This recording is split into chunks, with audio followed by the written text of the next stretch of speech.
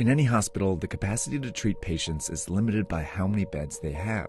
Think of this as the number of beds in your local hospital at any given time. A couple are already filled by patients receiving treatment for things like a car accident injury or a stroke. And this dot represents one person who's healthy and decides to go out like usual. They jump on the subway and head into the office where they catch COVID-19. But they don't feel sick right away and might not for several days. So later they go to a basketball game where they unknowingly infect 2 or 3 more people. Most of these people will have relatively mild cases, but one might be an elderly person with a severe case who will eventually have to go to the hospital. But these 3, who are all infected but don't feel sick, go out again, on the subway, into the office, and then out after work, infecting several more people, 20% of whom will need to go to the hospital. Over a short period of time, this process multiplies the number of people going to the hospital each day. Before long, the hospital is full and a crisis begins. People with severe cases of COVID-19 can't get treatment, and some who could be saved die. Plus, people with other issues can't get treatment either, and some of them die. This surge of severe cases causes avoidable deaths.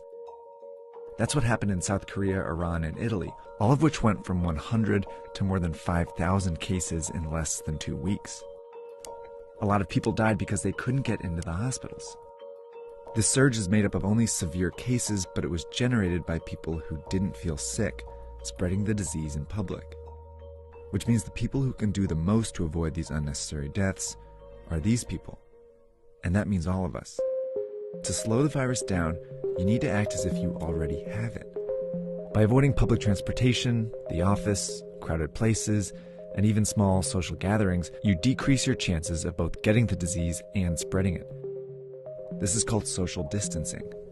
If enough of us do it, the virus still spreads, but much slower. Over time, many people might still get infected, but fewer severe cases show up to the hospital each day, never overwhelming the system. This trend line gets flatter. These people can all get treatment, and fewer people die because of it. These are the 2 ways the COVID-19 pandemic can play out. But this one only happens if everyone does their part. And it's why experts and officials are urging people to flatten the curve by social distancing and staying home as much as possible. It's also why in the US, many companies are helping by requiring employees to work from home, and major sports leagues have canceled their games for the time being. It may seem drastic, but it's worked before. In 1918, the cities of Philadelphia and St. Louis were both hit by a flu pandemic, but they responded in different ways. In Philadelphia, health officials allowed a huge parade to go ahead, while in St. Louis, officials prepared. They closed schools, theaters, and bars. Philadelphia's hospitals were overwhelmed, and many more died as a result. But St. Louis was able to avoid those excessive deaths. 100 years later, these are the 2 scenarios we face. A difference not in whether you get the coronavirus, but when you get it. That could mean the difference between life and death, maybe for someone you know. But we have